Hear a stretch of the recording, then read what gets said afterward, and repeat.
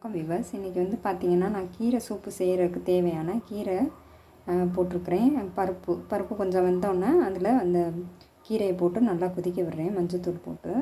அதுக்கப்புறம் வந்து பார்த்திங்கன்னா நான் வந்து தாளிக்கிறதுக்கு தேவையான பொருள் வச்சுருக்கிறேன். கொஞ்சோண்டு கருவேப்பிலை, இது சீரகமும் வெங்காயமும் இடித்து வச்சது. உங்கள் காரத்துக்கு தேவையான மிளகாய் போட்டுக்கலாம். நீங்கள் எவ்வளோ காரம் விரும்புகிறீங்களோ அதுக்கு தேவையான மிளகாய் போட்டுக்கலாம். இதுதான் இந்த கீரை சூப்புக்கு தேவையானது. மேலும் வந்து பார்த்திங்கன்னா நான் கரம் மசாலா தூளும் கொஞ்சம் எடுத்துக்கிறேன். இதில் தாளிக்கும்போது வரமல்லி, கரம் மசாலா தூள் இது 3 போட்டு நீங்கள் தாளிக்கையில் இதை தாளித்து நீங்கள் இறக்கலாம். இப்போ நான் இந்த கீரை சூப்பு நான் வந்து அதுக்கு தேவையான பொருள் உங்களுக்கு என்னென்னு சொல்லிட்டேன்.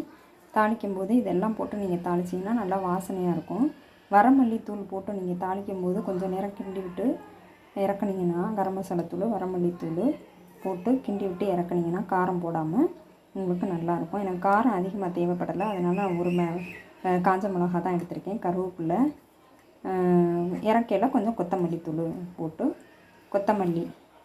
பச்சை கொத்தமல்லி இருக்குது இல்லையா, அதை போட்டு நீங்கள் இறக்கிடலாம். உங்களுக்கு இது வந்து அருமையாக வாசமாக இருக்கும். இது மாதிரி ஒரு மெத்தடில் நீங்கள் செய்யலாம் சூப்பு. இது பாருங்கள், இது வந்து என்னென்ன நல்லா கொதிச்சுக்கிட்டு இருக்குது. இந்த பருப்பு வந்து நல்லா வெடிக்கணும். நல்லா வெடிக்கிற அளவுக்கு இது இப்போவே கொஞ்சம் நல்லா குலைவாக வந்துருச்சு.